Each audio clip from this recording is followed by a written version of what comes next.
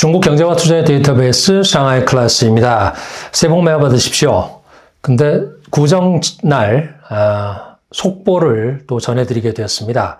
이렇게 연휴에 우리 모두가 편안히 쉬어야 될 상황에서 딥시크라는 아이가 빵 터져 나오면서 저희 모두가 다 참 깊이 빠져들고 있는 그런 상황인 것 같습니다. 특히나 이제 많은 유튜버 분들께서 미국 또는 실리콘밸리, 미디어 이런 쪽의 반응을 정말 열심히 분석해서 전달을 해주고 계신 것을 봤습니다. 너무나도 이제 큰 충격과 또 너무 많은 관심이 있으면서 어제 28일이죠. 새벽에 이제 딥시크가 두 차례의 공시가 나왔는데 대규모의 사이버 디도스 공격으로 인해서 서비스가 불안정하다면서 또 추적해보니까 공격 IPO 주소가 모두 미국이었다고 그렇게 전달을 하면서 중국 이외의 전화번호로의 신규 가입을 제한한다. 이런 뉴스가 나왔었습니다. 이런저런 나오는 것마다 최고의 뉴스메이커가 되고 있는 이 딥시크라는 게 어떤 회사인지 그리고 중국에서의 반응은 어떤지 이런 것들이 좀 많이 다뤄지면 좋은데 아마 유튜버 분들께서는 그럴 중국 쪽의 반응은 필요 없다 아니면 소스가 없다 그런 둘 중에 하나 아닌가라는 생각을 해서 저희 상클에서는 미국의 뉴스는 빼고 중국 쪽에서의 반응과 그 시장에서의 이들이 어떻게 만들어 왔는지 제가 아는 선에서 조금 공유를 드리도록 하겠습니다. 그래서 이제 서울에 들어와서 급하게 속보를 지금 만들고 있는데 먼저 딥시크의 유일 주주는 중국의 4대 퀀트 헤지펀드 중에 한 곳인 하이플라이어라고 영어로 되어 있던데 사실은 이제 거기서는 환팡량화라고 하는 환팡 퀀트 펀드입니다. 그 대주주가 양위엔펑이라고 하는 85년생 그 창업자이고요. 작년 12월 현재 그 회사가 65개의 펀드를 운영 중인데 절반 정도의 펀드가 10% 이상의 수익을 냈지만 절반 이상인 36개가 마이너스 수익을 기록한 걸 봤습니다. 제가 중국에서 지난 20년, 특히 이제 최근에 10몇 년 동안 했던 게 바로 외국계 운용사에 허용이 된 이쪽의 프라이빗 펀드인데 헤지펀드를 중국 현지에서 모집하고 운영하고 청산하는 직원들 뽑고 그런 일을 이제 해왔었죠. 그래서 두 번째 펀드를 발행할 때로 기억을 하는데 그때 환팡 펀드하고 업무 협의를 했었기 때문에 그 회사에 대해서 일찍부터 알고는 있었습니다. 하지만은 그때는 AI를 하던 때는 아닙니다. 그 회사가 2021년에 환팡의 그 관리자산 규모가 우리 한국 돈으로 20조 원에 달했었는데 그때 이후에 좀 하락을 하기 시작을 해서 지금은 아마 10조 원 정도 조금 넘는 AUM을 가지고 있는 것으로 알고 있습니다. 그 회사의 주요 고객은 우리나라에는 전혀 있지 않은 업체인데 신탁회사예요. 이게 이제 그 지방정부 부채하고도 연결이 되어 있는 그런 업체인데 그쪽에서 운영 위탁을 받아서 인덱스 이넨스드라든가 에쿼티 또는 멀티 전략 이런 쪽의 퀀트 베이스의 그 프로덕트를 운영을 하면서 번 돈으로 오늘의 주인공 딥시크를 만들어낸 것입니다.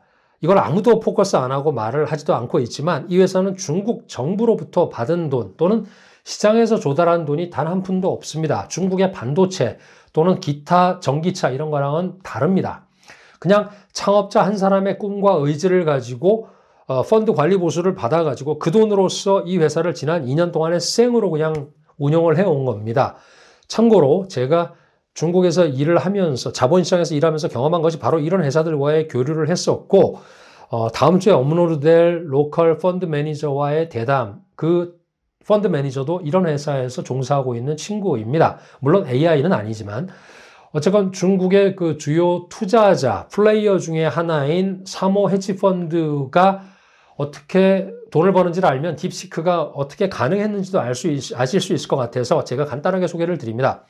중국의 사모펀드 운영사는 통상 220라고 해서 관리 보수를 2%, 성과 보수를 수익에 대해서 20%를 받습니다. 근데 사실은 뛰는 게 절반이다 보니까 사실 1% 플러스 알파인데 그 알파 부분은 성과에 따라서 왔다 갔다 하니까 다르게 봐야 됩니다. 그래서 2019년 무렵에 이 회사 관리 자산이 2조 위엔 정도로 커졌고 그 뒤에 우리 돈 20조까지 커지는 과정에서 제가 경험상으로 보면 그 회사의 평자는 아마도 10조 원 정도가 안 됐을 것으로 봅니다. 그러면 10조 원화입니다. 그걸 가지고 한 3, 4년 동안 벌었다 그러면 보수적으로 잡으면 매년 한 1,000억 원 정도 내지는 1,500원 정도의 관리 보수를 벌었을 겁니다. 성과 보수는 아까 말씀드린 대로 장과 성과에 따라 업다운이 있으니까 일단 빼고 생각하겠습니다. 그렇게 되면 우리 돈으로 한 3년 동안에 받은 관리 보수가 3,000억에서 뭐 많게는 한 4,500억 정도 될 텐데 인건비가 보통 전체 비용 합쳐가지고서 한 60에서 65%가 통상적인 펀드 회사의 비용입니다. 대형사도 뭐 그 정도 70% 정도 될 거고요. 근데 빼고 나면은 100% 지분이 창업자의 것이니까 그 창업자 양위엔펑이 가져가는 돈은 1,200억 원 플러스 알파가 됐을 겁니다. 이걸 왜 제가 이렇게까지 자세히 말씀을 드리냐면 이 돈을 다 투자했다고 가정을 하시고 그리고 실리콘밸리의 메타나 구글이나 오픈 AI라든가 이런 쪽하고 비교를 해보시라는 겁니다. 그 미국 쪽에 있는 사람들의 혹자는 직원의 급여나 이런 거 다 계산 안 된 거 아니냐, 그러니까 과소 계산된 거 아니냐라고 했지만 그거는 전형적인 실리콘밸리의 계산법이고 시각일 뿐입니다. 제가 환빵의 구인 광고를 어제 잠깐 들어가서 보니까 인턴한테 500위엔을 주는데 거의 하루에 10만 원을 일당으로 줍니다. 이건 정말 엄청 많이 주는 겁니다. 현지 증권사는 인턴한테 돈 안 주고 일 부려먹는 경우 허다합니다. 월 23일 근무하니까 한 달에 하루 이틀 안 나와도 10,000원 정도, 1만 위엔, 200만 원 정도는 벌어가는 게 인턴이라고 보는데 딥시크에 150명의 팀이 있으니까 대부분 명문대 나온 친구들이고 근데 대부분 신입 졸업생이고 박사과정 3, 4년 차 뭐 이런 친구들입니다. 그리고 인턴 포함해서 그러니까 보니까 75%가 90년 이후 이후생이고 그리고 그 중에 95년 이후 출생자가 50%가 넘었습니다. 그러니까 젊으니까 연봉보다는 꿈입니다. 하고 싶은 일인데 이들의 연봉을 아무리 많이 잡아도 30에서 40만 RMB로 잡는다 그러면 6천에서 8천만 원 정도가 될 겁니다. 다 합하면 80억 정도 될까요? 맥스로 100억일 겁니다. 미국의 실리콘밸리에 인당 수억에서 수십억씩 받아가는 그런 환경하고 중국의 시장을 비교해 보는 것도 재밌는 비교이고요. 스타트업 딥시크의 개발 인력의 연봉을 다 합쳐서 아마도 메타의 수석 연구원, 뭐 67명, 대여섯 명 정도의 연봉과 비슷하지 않을까. 제가 그냥 그렇게 뇌피셜입니다. 중국의 저가 노동력으로 대표되는 농민공의 그들의 그 효과 내지는 인구 배당이라고 표현하는 그런 효과는 사라져 가기 때문에 중국은 끝났다 이런 얘기도 시장에서 종종 하는데 지금 딱 필요한 거는 그런 농민공들이 아니라 이런 엔지니어 배당입니다. 그리고 그것이 증명된 케이스가 이번에 DS 케이스입니다. 거기에다가 개처럼 벌어서 정승같이 쓰는 그 창업자의 AGI에 대한 꿈이 섞여서 그의 그 인생의 목표가 AGI 개발이라고 인터뷰를 하는 것을 들었습니다. 꿈을 찾아가는 그런 과정이라고 보이는데 만약에 이 회사가 IPO를 하게 되면 얼마의 밸류에이션을 받을지 모르지만은 지금은 다 양위엔펑의 지분이라고 봐도 과언이 아닙니다. 근데 그는 이런저런 기부를 엄청나게 많이 하는 사람으로 알려져 있습니다. 역시 그 시대의 가장 위대한 투자는 가장 아픈 곳에서 삐져나온다고 한 말이 다시 한번 검증되고 있는 케이스 같습니다. 왜냐? GPU 칩이 제대로 된 게 없으니까 제한된 연산력을 가지고 쥐어짜서 쓸 수밖에 없는데 그 여건이 만들어낸 대륙의 실수일까요, 이게? 아니요. 저는 그렇게 생각 안 하는 게 그동안 수십 페이지짜리 영문 리포트가 5번이 나왔고 그걸 다 오픈이 되어 있죠. 인터넷에서 다 받으실 수 있습니다. 누가 봐도 명석한 창업자의 선택과 집중의 결과로 나온 실력이라고 보입니다. 사실 중국에서 딥시크이 포커스를 받은 것은 이번이 처음이 아니고 이미 두세 차례의 화제가 있었습니다. 왜냐하면 재작년 4월에 2년이 채 안 됐네요. 1,000억 정도의 규모를 가진 이 환빵 퀀트 펀드 회사가 AI 기술의 자원과 모든 역량을 집중하겠다고 하면서 한 달도 안 돼서 내부 조직이었던 AGI 그 연구팀을 별도로 독립을 해서 중국어로 션도 지우수어라고 하는 딥시크라는 이름으로 회사를 설립을 했고 첫 번째 모델을 V1을 출시를 했었습니다. 당시에 재경 11인이라는 보도 미디어에 따르면 국내에서 10,000장 이상의 GPU를 가진 회사는 5개가 채 되지 않는데 딥시크이 그 중에 하나가 아니냐 이런 그 미디어 보도가 있었습니다.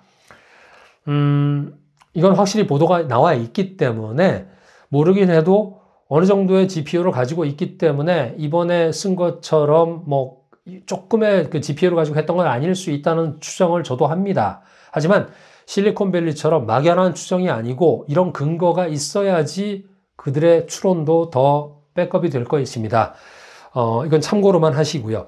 그리고 작년 5월에는 딥시크이 가격 경쟁을 하면서 다시 한번 포커스를 받았습니다. 그때 나온 게 이제 V2 모델이었는데 그것도 오픈소스 모델로 출시를 하면서 그때 추론 비용을 토큰 100만 개당 1위엔 200원 정도로 확 낮춰버리면서 AI의 가격 전쟁이 시작이 됐고 그 이후에 바이트댄스, 텐센트, 바이두 이런 메이저들이 따라서 가격을 인하했기 때문에 LLM의 가격전에 서막을 열었고 그때 얻은 DS의 별명이 AI 업계의 핀두어두어 즉 테무입니다. 마치 전기차 전쟁처럼 AI에서도 그런 전쟁을 DS가 이끌었습니다.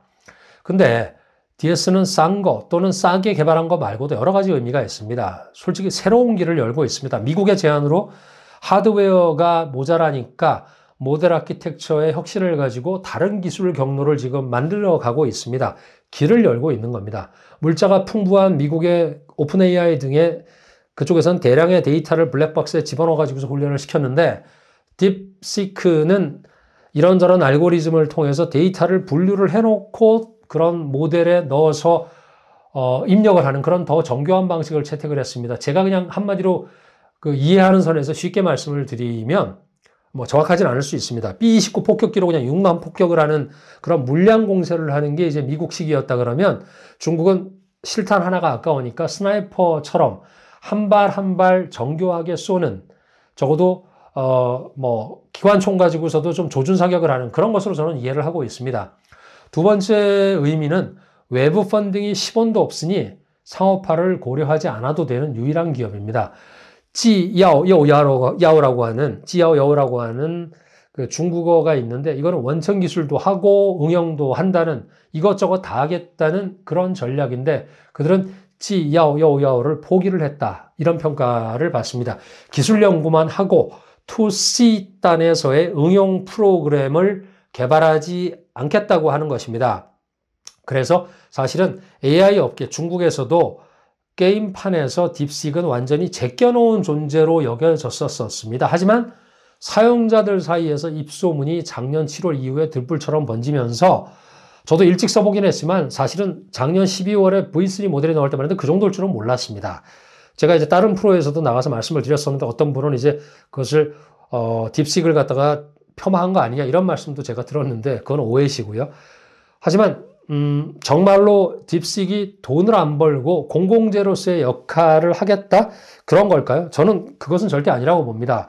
제가 볼 때 전혀 그렇지 않습니다. 왜냐하면 량위엔펑 그 창업자의 한 인터뷰를 들었는데 그는 딥시크는 기초 모델과 최첨단 혁신에만 집중하겠다라고 했습니다. 근데 다른 회사들이 딥시크를 가지고 B2B라든가 B2C 업무를 구축할 수 있다면서 만약에 완전한 이 산업에서의 업스트림, 다운스트림이 다 형성이 된다 그러면 왜 굳이 우리가 응용을 다 해야 되느냐? 그럴 필요가 전혀 없다. 저는 이 말 속에서 그의 큰 그림, 빅픽처를 들을 수가 있었는데 최근에 나타나고 있는 것이 중국 국내에서도 작년부터 바이트센터, 알리, 지푸라든가 키미 이런 빅 메이저들이 딥시크를 적극적으로 연구를 하고 있고 심지어 바이트댄스, 떠오빠오를 AI를 가지고 있는 바이트댄스는 틱톡의 모회사죠. 딥시크하고 협력을 진지하게 고려하고 접촉 중인 것으로 알려져 있습니다. 이런 메이저들이 왜 그렇게 할까요? 생각을 해보시죠. 그들도 뭔가 딥시크가 필요하다 이렇게 저는 이해를 합니다. 딥시크야말로 진정한 오픈 AI라는 평가는 미국에서부터 나오지만 중국에서도 그렇습니다. 언제 어디서도 AI 모델을 활용하고 지식 정보를 평등하게 공유할 수 있다. 국내외의 대형 그 모델들도 이익이나 주가를 위해서 점차적으로 더 폐쇄적으로 변모하고 있는 동안에 이 DS는 전 세계에 오픈소스를 공개를 해버리면서 충격을 줍니다. 챗GPT-4는 훈련 데이터와 모델의 가중치를 완전히 비공개, 완전히 폐쇄를 했고 MIT 라이선스도 전혀 적용을 하지 않고 있습니다. 저는 이 두 가지에서도 변해가는 미국과 중국을 우리가 객관적으로 봐야 된다고 생각을 합니다. 미국 AI는 미국의 정책이 아니라 자본의 힘에 의해서 그들의 요구에 의해서 닫을 수밖에 없고 수익을 추구할 수밖에 없습니다. 닫아놓으면 돈을 벌 수 있습니다. 하지만 중국의 AI는 열어버리는 일이 발생을 하고 있습니다.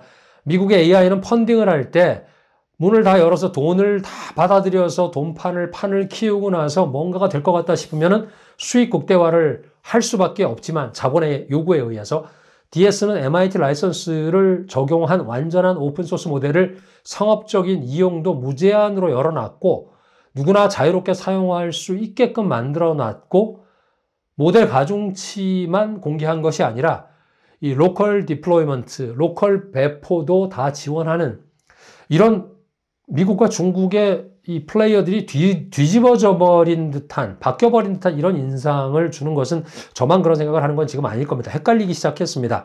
지금 중국 일각에서는 이것으로써 1대1로라든가 글로벌 사우스 국가들하고 AI로 같이 아우러져 가지고서 전략적인 뭔가를 할 수 있는 그런 것도 가능하지 않을까라고 얘기를 하는 그런 전략가들이 나오고 시작했습니다. 너무 나가는 것 같고 국뽕이 걸린 것 같지만 오픈소스는 중국이 제공하는 공공재로서 그들에게는 그런 공공재라는 명분을 주면서 뭔가를 하려고 하는 그런 것이 아닐까 그렇게 생각을 해볼 수 있어서 제가 볼 때는 이쪽의 그 스토리는 우리가 생각하는 것 이상으로 더 증폭될 수 있겠다, 지속될 수 있겠다 이런 생각도 해봅니다.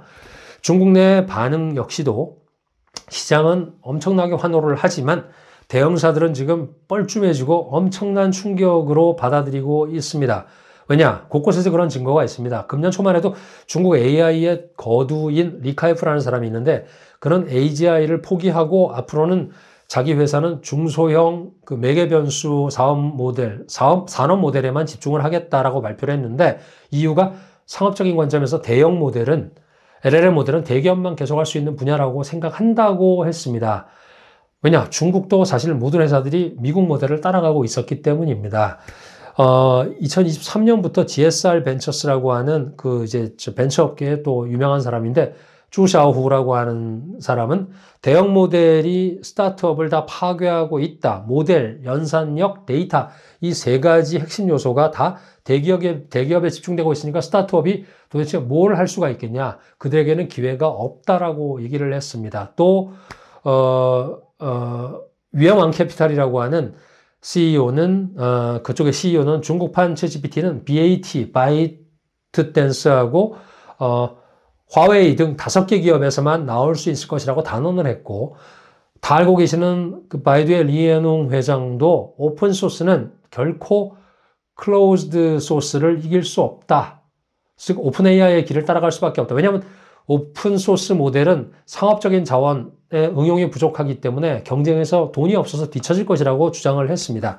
사실은 중국의 기술 대기업들은 대형 모델 개발이 필수이고 또 바이두건 알리바바건 다 스타트업보다 훨씬 더 빠르게 제품을 출시하기도 했었기 때문에 작년에 그리고 또 하나가 좀 그 딥시크 입장에서는 충격이었었는데 작년 12월에 딥시크2 V2를 그 개발을 했던 핵심 개발자이죠. 95년 이후에 천재 소녀라고 인터넷에서도 굉장히 유명했었던 로풀이라고 하는 이 친구를 샤오미의 레이준 회장이 20억의 연봉을 주고 1천만 위안의 연봉을 주고 스카우트해 가면서 샤오미 AI 실험실의 팀장으로서 그 AI 경쟁에 샤오미도 뛰어들었습니다.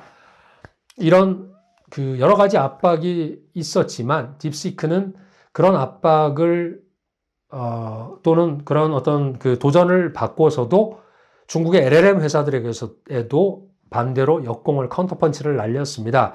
만약에 그 LLM들이 대형사들이 그들의 모델이 R1 수준으로 빠르게 따라가지 못한다 그러면 고객으로부터 즉각적으로 바로 버림을 받을 수 있다. 이런 위기감을 느끼게 한 것이고 그것은 DS가 실리콘밸리에 준 충격 그것 못지않게 중국의 메이저들한테도 엄청난 샥을 준 것입니다.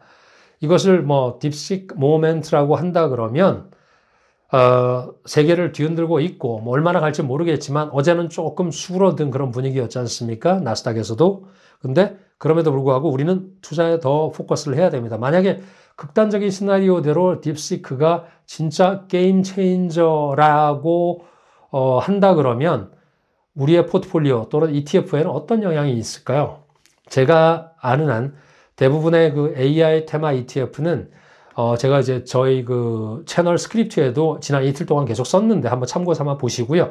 데이터 센터 또는 ETF들은 데이터 센터라든가 클라우드 서비스라든가 CPO라든가 뭐 이런 케이블이라든가 이런 연산력 쪽에 치우친 그런 생태계 쪽의 종목들에 투자를 많이 하고 있는 게 사실입니다. 그렇다 그러면 딥시크로 인해서 AI 연산력의 수요가 많이 또는 일부라도 감소를 하게 된다 그러면 모두가 다 약세 요인으로 그들에게는 약세 요인이 될 수가 있습니다. 대형 모델의 훈련 또 출원 분야는 막대한 연산력의 수요로 인해서 이미 고비용 구조가 형성이 되어 있었기 때문에 딥시크가 AI 애플리케이션 분야, 뭐 게임이나 광고, 뭐 이런 쪽에 자율주행까지 포함해서 비용 효율화를 급속하게 전파를 시킨다 그러면 그래서 시장이 딥시크의 이런 트렌드를 메가 트렌드로 인식을 해버리고 그렇게 되면 연산력에 포커스한 테마 ETF는 단기적으로 어느 정도의 스윙을 가져올 수가 있습니다. AI ETF 구성 종목 자체가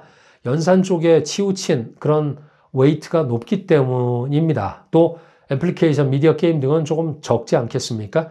AI 생태계에서 연산력이라든가 보조 장비, 뭐 관련 서비스 이런 쪽에는 좀 부정적인 영향을 주면서 애플리케이션 종목에는 중장기적으로는 어느 정도 혜택이 갈 것인 것이 이번에 DS가 주고 온 우리한테 이런 현타를 준 것입니다. 다만 좀 이 체인이 좀 길 수 있고 그래서 정말로 이렇게 뒤집어질 그런 효과를 가져올지는 시간이 조금 더 필요합니다. 검증하는 데 있어서. 하지만 정말로 부정할 수 없는 것은 생전 듣보잡이던 DSR1의 급부상이 AI 업계의 판도를 바꾸면서 또 미중의 판도의 변화까지도 우리한테 현타를 주고 있습니다. 근데 그 속에 그 내포하고 있는 의미가 몇 가지가 있을 텐데 먼저 비용 모델의 그 비용의 절감입니다. AI 모델의 비용 절감인데 이것이 싼 값으로도 비슷한 성능을 가져올 수가 있구나. 적어도 뛰어나진 않아도 그 첫 번째고 두 번째는 AI 모델의 훈련용 그 고급 GPU의 수요가 굳이 이런 생각을 가질 수 있다. 없어지진 않더라도. 셋째는 AI 모델을 활용한 애플리케이션 개발이 이렇게 오픈되고 내가 액세스할 수 있기 때문에 많이 해봐야겠네. 이렇게 다양성을 가져올 수 있다. 그리고 그렇게 해서 내가 개발이 더 쉽구나. 그럼 나도 할 수 있겠다. 이런 I can do의 가능성 이것도 가져온 것입니다. 이게 무서운 겁니다. 딥시크 하나가 AIGC 즉 생산형 AI의 브레이크스루를 마련했다고 보기에는 아직은 시기상조이고 완전히 뒤집어 버린다는 것도 극단적인 가정일 수 있지만 저는 솔직히 중국에서 또 어떤 놈이 나와서 우리를 또는 세상을 더 뒤집어 버릴지를 모르는 거 아니겠습니까? 그렇기 때문에 중국에서의 반응은 을사년 뱀띠해에 시장의 충격을 넘어서 희망을 보고 있다. 이런 분위기가 퍼지고 있습니다. 심지어 국뽕을 조금 맞은 그런 전략가들은 구군이 바뀔 거다라고까지 얘기를 하기도 합니다. 오바라고만 볼 수가 있을까요? 제가 볼 때는 적어도 이렇게 해석을 합니다. 중국이 정말로 헤엄치고 힘 빠져가고 힘에 겨워서 지푸라기라도 하나 좀 이렇게 잡고 싶을 그럴 때 저기서 DS라고 하는 통나무 뗏목이 흘러온 겁니다. 그래서 그 딥시크 나무 뗏목에 올라타고 호수나 바다를 건너갈 수는 있겠다. 그런 자신감이 요만큼은 생겼다.